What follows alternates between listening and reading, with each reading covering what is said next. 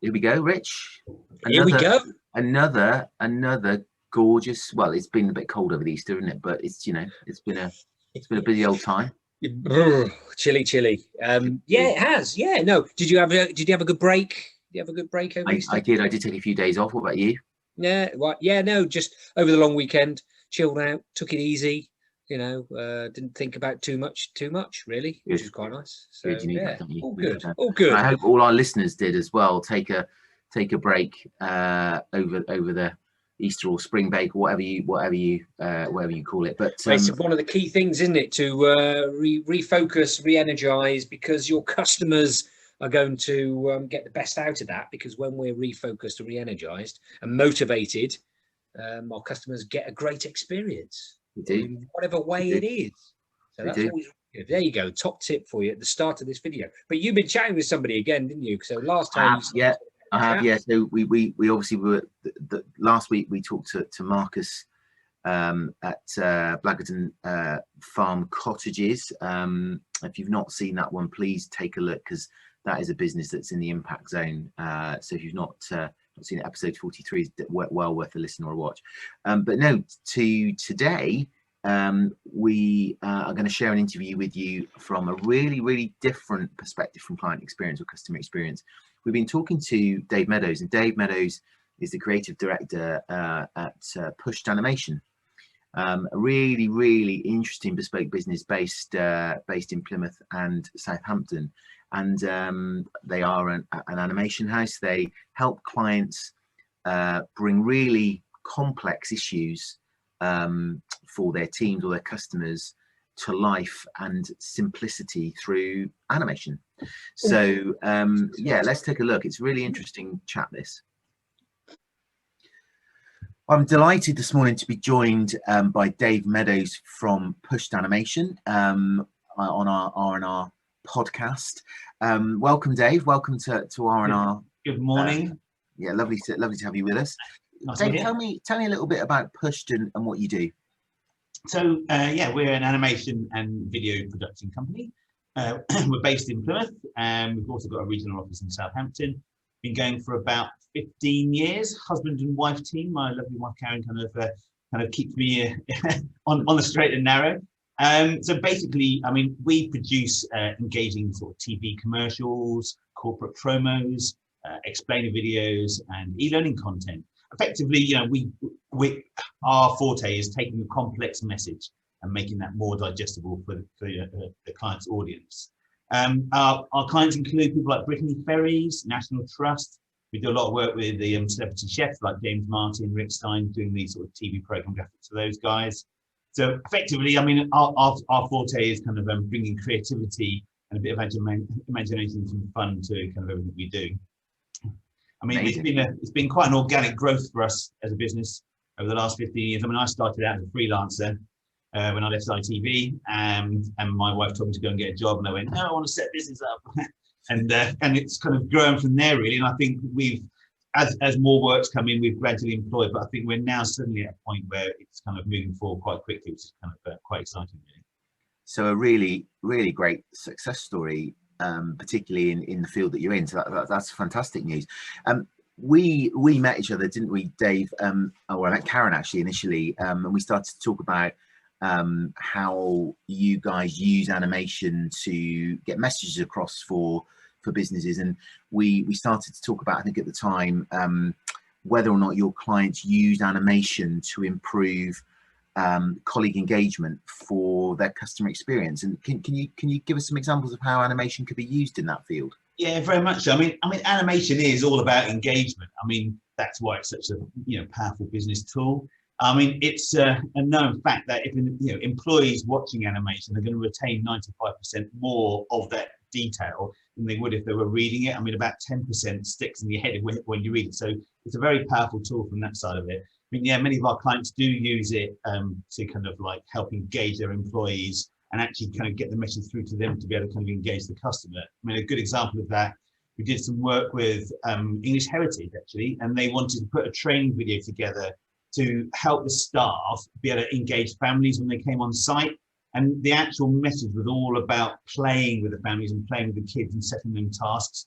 So we designed this animation, which was very much a sort of, remember the kind of classic Grange Hill kind of comic strip, but it was done in that way. So it was engaging, it was fun to watch. We actually produced 2 videos for them. And they say it's been very successful because, I mean, the people can sit down, the staff can sit down and watch these videos, and before they know it, they've gone through a 5-minute training video and come out the other side of it, fully aware of what they need to do and what their task is. And I suppose, Dave, in many respects, thinking about this, actually, if you're an employee of an organisation and you're watching an animation of how you're expected to engage with clients and customers, it makes it much more. It makes it much more almost a livable experience, doesn't it? Very much so, indeed. Yeah, no, it does. It keeps it kind of like it's much more vibrant, I think, as well. I think that's what's so nice about it. I mean, everyone watches animations on a daily basis without sort of realizing how it's sort of working for them, and it's because it is such a powerful tool that I think kind of companies now are starting to see how much it can be used within their businesses. Great, that's really, really interesting. How do you think animation, and particularly some of your projects you've been working on, how is that impacted on customer communication? I'll put my teeth in customer communication. Well, I mean, as I said before, it's very much about animation is very much about taking that complex message and making it more digestible for the audience. And businesses use that a lot more now. For example, we did some work with AXA, and they wanted to explain their healthcare insurance policies. Now, a fairly dry subject, but what we ended up doing was actually creating animated scenarios about Jill and her going on holiday and how kind of and the situations she went through, but done in a very engaging kind of animation. Sort of, it's quite light-hearted, quite a good way to look at it, manner, and that really they found people could easily sit down and watch these and get that message across again, a bit like I said before, about the training videos. It's making it light-hearted, and as we all know, when we watch a TV commercial or funny commercial, those are the ones that you actually remember. But it's sort of finding that balance, really, and I think that's where, like AXA with the insurance ones, it was finding that nice balance that you can sit down and watch these videos, but actually understand the content that was being played to you. That's a really great point, isn't it? You've made there, because when you're selling, we work with a lot of professional service firms, and as when we're trying to get their teams to understand what a client journey could look like for an individual, sometimes that getting them to put themselves in the shoes of the client is sometimes the most challenging bit of it, because professionals are often really focused on the work and getting the result, and they don't always kind of step back and look at it from the client's perspective. So what you've described there in that piece of work you've done for that insurance business is that's almost been, once the travel insurance is sold, it's showing them the impact that can have on the client when they're away on holidays. It's a great example, isn't it? Yeah, very much so. I think it's a very cost-effective way of doing it. I mean, several of businesses like solicitors and accountants and people that we've spoken to in the past, they find that it's very time-consuming to sit down with this dry subject matter with a client, and they sit in a meeting and have to explain the process about some kind of tax process, which can take them sort of half an hour or so to kind of do. And they're finding now that by turning that into an animation, we drill right down to the core parts of what actually those messages are, and then kind of package them up into a 2-3 minute animation. And suddenly they're saving so much time, because obviously now then that can sit on their website, they can send it to clients to explain that process, and suddenly it's becoming a very cost-effective way of getting kind of these detailed messages across to their customers. Dave, do you find when you're dealing with your clients, when they're thinking about their clients, that they're finding, you've mentioned a couple of times, complex messages being quite simply driven or delivered by animation, but is there any evidence, Dave, around when businesses are communicating to their customers, that they get better cut through by using animation rather than the written word or social channels or any of that stuff? Yeah, I mean, that's where we've kind of got our kind of studies from. I mean, we've done research into kind of how animation works and the kind of these psychology behind it. And as I said before, about the fact that it's a known fact that 95% of an animation or something you watch from a moving image sticks in your head much better than actually being read. I mean, we've looked into it in the past and about how that actually works and actually retaining customers as well. When you're kind of going on to, let's say, a website, an e-commerce site, and they play a video about what's on there, people actually remember much more about that than then trying to read about it underneath. So it is very much a way of kind of making it, I keep saying stick in your head, but it does stick in your head as a, you know, or you always remember the moving image a lot more. Yeah, no, absolutely. No, that's a great point. In terms of your, you know, sort of your general view about you know, clients coming back to you and your overall sort of business confidence, David, sort of in the last 12 months, sort of seeing where the business has come from. I know you obviously got your office in Southampton, you've got your office in Plymouth, and you know, I know business is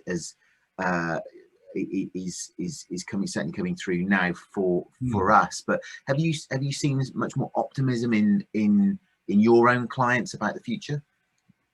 Yeah, I think it has kind of, I mean, obviously it was very scary, wasn't it, this time last year when it all happened, and we sat there watching kind of like 100% of our filming projects disappear overnight, which was a very unnerving place to be. But as the dust has settled, and I think the industry in general has started to kind of find its feet again. I mean, from our side of it, animation was actually quite COVID resilient. Obviously, it doesn't involve you going out. It doesn't involve face-to-face meetings. We can have Zoom calls like this, which is, you know, nice and easy to do. And obviously, the product itself is digital as well, so it kind of becomes, as I said, quite COVID resilient. And I think a lot more businesses have seen how sort of versatile it is as a product, and using that to kind of get their messages out there. And the uptake in the last sort of 12 months has really been sort of tenfold, and we've noticed that, yeah, it really has got extremely busy. So we've gone from kind of being, you know, we were doing okay beforehand, to suddenly going, oh crumbs, I think we need to employ some more people to kind of cope with this. And particularly, you know, not only just from selling products, but from the e-learning side of it as well. E-learning has really expanded, because again, it's a very, very, very flexible tool. It doesn't involve people getting classrooms together. It can be done online. I mean, we've just done a really nice project for the nailtech industry, which was basically a 3 masterclass, 16 lessons course for nailtechs, taking them from the very basics through kind of how the actual structure of hand and nails work, through the chemistry of all the products they use, to how they can engage customers, all done online. So it's kind of a fairly groundbreaking product for the company that we work with, because there's nothing else out there like it. But I think more and more businesses are definitely seeing the power of that e-learning product and how it can actually be used within their staff and also for customers, really. Yeah, what's come over really loud and clear, Dave, from the minute we started talking is that, you know, we know there are certain sectors across the economy that have done really well due to COVID, and unfortunately some that have not done very well. So it's been a real yin and yang for many businesses. But what's really coming across is that if you think about how businesses have pivoted and embraced technological solutions to continue to communicate with customers and their teams, and animation is clearly a core part of that. It's having a really big impact on their growth strategies going forward. So yeah, it's a really niche but really important thing that you're doing, isn't it? Because it's really niche in the sense of people may not have thought of using that to get their messages across, but clearly the businesses that get it do so, which is fantastic. Yeah. Dave, it's been an absolute pleasure talking to you today, and I know that this particular podcast will get lots of businesses thinking about another really good way to engage with their people and their customers through animation. How can people listening to this get in contact with you, Dave, if they want to explore a conversation further with Push? Well, by all means, they can email us, kind of email dave@push.co.uk, or kind of pick up the phone. We've got still got traditional ways of doing it. So 01752 346507. I mean, easiest way is to jump on and go on our website as well, push.co.uk, and you can contact us through that means as well.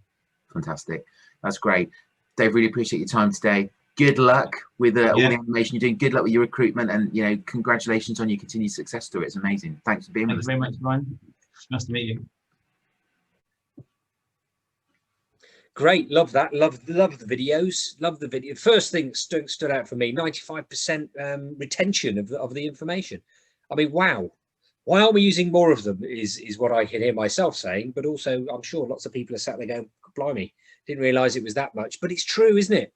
You know, when we're watching someone, we have the auditory and the visual cues in terms of communication. It can make a big difference. So that for me was a fantastic bit of insight there from Dave. And it sounds like they really, really work hard to, as you said prior to the interview there, they work hard to simplify these business messages. And I think that's really interesting, because when we're in a business, when you're running or leading a business, you actually know a lot more about what's going on than your customers ever do. So even the simplest, what you see as being very simple communication actually can come across to our customers and our clients as quite complicated. You know, simple flows, the customer journey, the touch points that your customers might have with you seem quite clear to us when we're in a business, but in terms of a customer point of view, it can get quite confusing. So I think that idea that there's other channels and ways of communicating through video, through animation particularly, is a really interesting one. Yeah, really interesting. Yeah, I mean, you make, of course, you always make good points, Rich. I wouldn't have anything else said about you, but the key point you've pulled out there from that conversation, which really resonated with me, was the story about the insurance firm that Push have done some work for, where they've engaged their teams to think about, you know, they're not just selling insurance. The product, the travel insurance product that he talked about, is actually they showed an animation of, you know, what then happens after somebody's bought the travel insurance and them using it when they needed to use it, and the importance of what they were selling. And I thought, what a really smart way of, you know, engaging the employees on what happens next after they've bought the insurance premium from them. And I also thought as well, you know, he talks, didn't he, about the beauty business that they've animated the trade, then the e-learning around nails, you know, manicure, beauty manicure. I'm sure you'll probably know a lot about that, won't you? Well, you can tell as I'm stumbling over the words, but you know, that e-learning, how complex that is, and how easy it was to bring that to life through, as you say, through pictures and words. And the other thing I thought was interesting was, if you are asking a business like Push to come in and animate a process for you, client journey, for example, to explain to your team, that makes you, as a business owner, have to think really carefully about every aspect of that, because you've got to explain it to them so that they can bring it to life for you.